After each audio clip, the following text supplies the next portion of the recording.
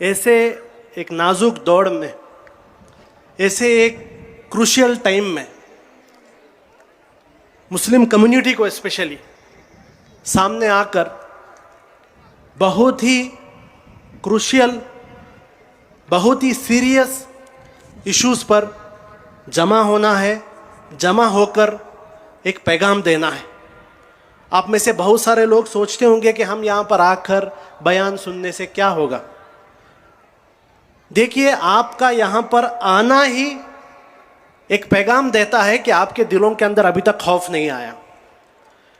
ये पैगाम आज के ज़माने में बहुत अहम पैगाम है। मैं मेरी बात आज शुरू करता हूँ याद कर कर मुदस्सर को और सुहेल को, वो जो शहीद जिन्होंने नबी करीम सल्लल्लाहु अलैहि वसल्लम की इज्जत के लिए कल अपनी जान दे दी।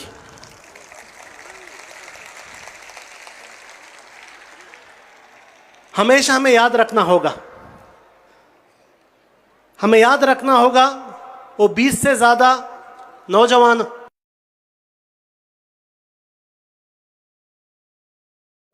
जिन्होंने सीए एनआरसी प्रोटेस्ट के वक्त अपनी जान दी। तो उस मां ने जो आज स्टेटमेंट दिया कि अगर मुझे कोई भी फिक्र नहीं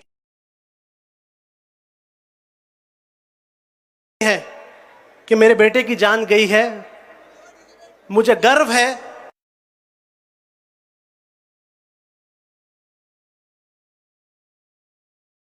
कि मेरे बेटे ने, हम सुना करते थे कि ऐसी माएँ सिर्फ फिलिस्तीन में होते हैं।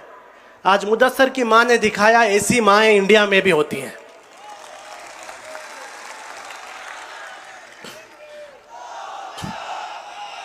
हमें याद करना है,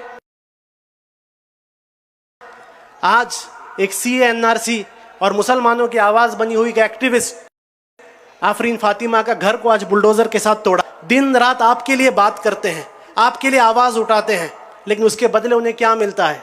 उसके बदले उनके घर को बुलडोज किया जाता है, उसके बदले उन्हें यूएपीए डाला जाता है, उसके बदले उन पर एनएसए डाला जाता है। वो क्या बात कर रहे हैं? वो हेट स्पीच कर रहे हैं, वो नफरत की बात कर रहे हैं, वो कॉन्स्टिट्यूशन की बात कर रहे हैं। वो सिर्फ इतना बोल रहे हैं कि हमारे मुल्क के कॉन्स्टिट्यूशन के अंदर जो हक हमें है वो हक हमें दो। सिर्फ और सिर्फ ये हक की बात करने के लिए उनके घर को बुलडोज किया जा रहा है। इन्हें याद रखना जरूरी है, इन्हें याद रखना जरूरी है, क्योंकि यही वो लोग हैं, यही वो लोग हैं, यही मुदस्सिर है, यही सोहेल है, यही आफरीन है, यही लोग हैं जो जेलों के अंदर हैं। इनके वजह से आज तक आपके और मेरे घर तक प्रॉब्लम नहीं आया। इनके कामों के वजह से आपके और मेरे घर सेफ है। हमेशा इन्हें याद रखिए, अपने दुआओं में याद रखिए।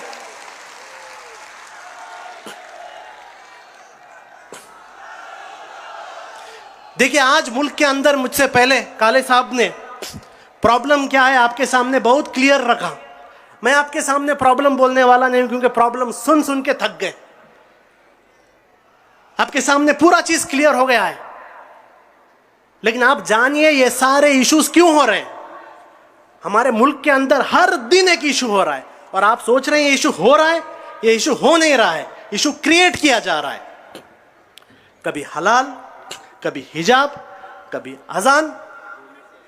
चंद बेवकूफ ऐसे थे हमारे अंदर जो हमसे कह रहे थे एक बाबरी मस्जिद पूछ रहे हैं ना, दे दो। चंद थे ऐसे बेवकूफ, दे दो। हम उस वक्त कह रहे थे कि ये मामला मस्जिद मंदिर का नहीं है, ये मामला मस्जिद मंदिर का नहीं है, ये मामला इंडिया में मुसलमानों को अपने दस्तूरी हक पर जीने का है या नहीं है, इस हक का मामला है। ये बात उनकी समझ में नहीं आई। इसलिए आप देखते हैं कि एक बाबरी मस्जिद का इशू खत्म हो गया, सब लोग थे हाँ अब मुल्क के अंदर शांति आ जाएगी। एक नया इशू क्रिएट किया गया ज्ञान व्यापी का, एक नया इशू क्रिएट किया गया ईदगाह का। अब बता रहे हैं कि 36,000 ऐसे मस्जिदें हमारे लिस्ट के अंदर हैं। कितने मस्जिदें देंगे, कितने मस्जिदें देंगे? और आपको लगता है क्या ये जो लोग आपकी मस्जिदें मांगते हैं, क्या ये किसी धर्म पर विश्वास करते हैं? ये जो संघ परिवार के लोग, क्या आपको लगता है कि ये संघ परिवार के लोगों के साथ हिंदू धर्म के साथ कोई लेना देना है इनका? इनका हिंदू धर्म के साथ कोई लेना देना नहीं। आज पूरी दुनिया में अगर हिंदू धर्म का नाम कोई खराब कर रहा है तो ये संघ परिवार के लोग हैं। इनके वजह से आज पूरे दुनिया में हिंदू धर्म का नाम खराब हो रहा है। आकर आपसे कहेंगे, न्यूज चैनल्स वाले कहेंगे कि मस्जिद के इशू में दो पार्टी है, एक मस्जिद की पार्टी और एक हिंदू पार्टी। आप लोग याद रखिए, झूठ है, कोई हिंदू पार्टी नहीं है। मुझसे पहले काले साहब ने कहा हिंदुओं को उनका बड़ा टेंशन है, इकोनॉमी डाउन है, एम्प्लॉयमेंट नहीं है, पेट्रोल का रेट कहां चला गया, सिलेंडर का रेट कहां चला गया, बच्चियां सेफ नहीं है, रेप्स हो रही हैं। ये सारे टेंशन लेकर इंडिया के हिंदू और मुसलमान बिजी हैं। तो ये केसेस कौन कर रहे हैं? ये कोई हिंदू पार्टी नहीं है, ये आरएसएस है, याद रखिए। ये संघ परिवार है जो इशू क्रिएट कर रहा है। ये चाहते हैं आपके दिमाग में डालें कि इंडिया के अंदर हिंदू मुस्लिम प्रॉब्लम है। इंडिया के अंदर हिंदू मुस्लिम प्रॉब्लम नहीं है, कभी भी नहीं था, कभी भी नहीं था इंडिया के अंदर हिंदू मुस्लिम प्रॉब्लम। यहां पर यह संघ परिवार अपने एजेंडा को हिंदू मुस्लिम का नाम दे रहा है। आपको एकदम क्लियरिटी चाहिए कि इंडिया के अंदर हिंदू मुस्लिम प्रॉब्लम नहीं। इंडिया के अंदर अगर कोई प्रॉब्लम है, सिर्फ और सिर्फ एक प्रॉब्लम है, वो आरएसएस का प्रॉब्लम है और कोई भी प्रॉब्लम नहीं है। इस प्रॉब्लम को जितना जल्द आप समझेंगे उतना बेहतर होगा। अब आप सोच रहे हैं ये पूरा मशीनरी आरएसएस इस्तेमाल कर रहा है, यहां लिंचिंग हो रहे हैं, वहां मस्जिदों का इशू हो रहा है, वहां पर अजान का इशू हो रहा है। क्यों all of a sudden Muslim community को इतने सारे इश्यूज में लोग घेर रहे हैं? वो इसलिए क्योंकि इनके दुश्मन सिर्फ मुसलमान नहीं है। आरएसएस का दुश्मन सिर्फ मुसलमान नहीं है। आरएसएस का असल दुश्मन इंडिया का संविधान है। असल उनको प्रॉब्लम संविधान है। ये वो लोग थे जो चाहते थे कि एक छोटा से गिरोह पूरे मुल्क पर हुकूमत करे, एक छोटे से तबके के पास जात के नाम पर पूरा हुकूमत इनके हाथ में हो। उस वक्त डॉक्टर बाबा साहेब अम्बेडकर के जरिए एक कॉन्स्टिट्यूशन आया, एक दस्तूर आया, और दस्तूर ने एक बात कहा। वो दस्तूर में बात क्या था? इंडिया के सारे नागरिक बराबर, इंडिया के सारे नागरिक बराबर। उस दिन से इस दस्तूर से नफरत करते हैं और आज भी इस दस्तूर से नफरत करते हैं। थोड़ा ड्रामा करेंगे, दिल्ली में बैठे थोड़े इनके लीडर्स थोड़े ड्रामा करेंगे कि इन्हें दस्तूर से बहुत मोहब्बत है, क्योंकि दिल्ली में बैठे हुए लोग ये अच्छे एक्टर्स हैं, इन्हें बहुत अच्छी एक्टिंग आती है। लेकिन जो नीचे इनके कार्यकर्ता हैं इन्हें एक्टिंग नहीं आती। इसलिए आप देखेंगे इसी बीजेपी के एमएलएस एमपीस कोई एक्टिंग नहीं कर रहे हैं। वो सीधे सीधे कह रहे हैं कि हम इस मुल्क का संविधान बदलेंगे, हम इस मुल्क का दस्तूर बदलेंगे, क्योंकि उन्हें प्रॉब्लम, आप याद रखिए, उन्हें असल प्रॉब्लम हमारे मुल्क के संविधान से है, असल टारगेट संविधान से है।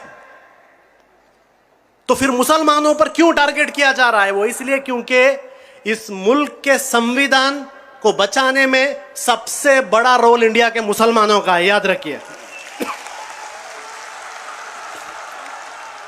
इंडिया के अंदर आरएसएस जानता है,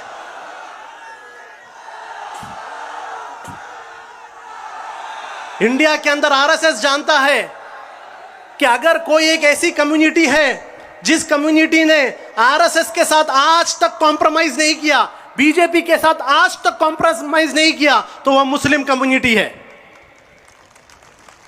गर्व से कहते हैं हम लोग, आज तक हमने कॉम्प्रोमाइज नहीं किया। इसलिए इतनी बड़ी एक मुस्लिम कम्युनिटी को टारगेट किया जा रहा है। और टारगेट क्या करेंगे? 25 करोड़ मुसलमान हैं, 25 करोड़ मुसलमानों का ना तो कत्ल कर सकते हैं, 25 करोड़ मुसलमानों को इंडिया से बाहर भी नहीं भेज सकते। तो क्या करेंगे?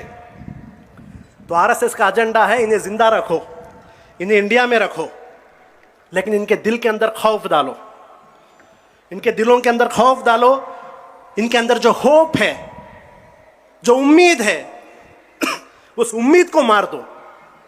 तो आज आप ये पूरे इंडिया में जो भी इंसिडेंट्स देख रहे हैं, इंसिडेंट्स क्या है? ये इंसिडेंट्स आपके दिलों के अंदर खौफ डालने के लिए, आपके अंदर से उम्मीद खत्म करने के लिए है।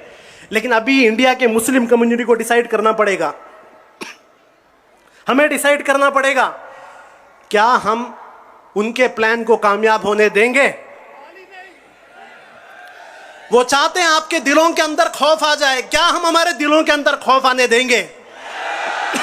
वो चाहते हैं हमारी उम्मीद टूट जाए। क्या हम हमारी उम्मीद टूटेगी? ये जवाब पूरे इंडिया में गूंजना होगा। खौफ,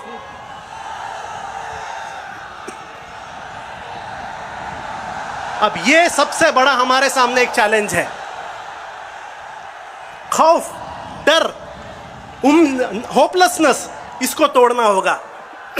हमें हमारे संविधान पर अभी भी भरोसा है। 5 मिनट्स, 2 मिनट्स, ओके ओके। मैं मेरी बात इससे खत्म करता हूं कि यहां पर मुस्लिम लीडरशिप को बहुत बड़ा एक रोल प्ले करना है। यहां पर जो भी मुस्लिम लीडर्स आए हैं, मैं आपसे सिर्फ एक बात कहकर मेरी बात खत्म करता हूं। वो बात यह है कि आपकी सबसे बड़ी जिम्मेदारी है नौजवानों को उम्मीद दीजिए, नौजवानों को होप दीजिए, नौजवानों को कॉन्फिडेंस दीजिए। लोकल सपोर्ट सिस्टम्स बनाइए। एक पर हमला सब पर हमला, ये कॉन्सेप्ट लेके आइए। ये जो अभी एक बुलडोजर का एक सिस्टम लेके आ रहे हैं, किसी के भी घर पर बुलडोजर आया अपने घर में बुलडोजर आया जैसा है। किसी के घर में बुलडोजर आया मेरे घर में बुलडोजर आए जैसा। ये एक नेचर बनाइए। उलमाओं से मैं कहना चाहता हूं, सिर्फ एक काम कीजिए, सिर्फ एक काम कीजिए, कौम के अंदर इज्जत और गैरत पैदा कीजिए। सिर्फ इज्जत और गैरत पैदा कीजिए। बस इतना आप करेंगे, इस कौम के अंदर आज भी वो काबिलियत है कि वो ये चैलेंजेस को फेस कर सके। मैं इसी बात से अपनी बात को ख़त्म करता हूँ। व आखिर दाना अल्हम्दुलिल्लाहि रब्बिल आलमीन। अस्सलाम वालेकुम।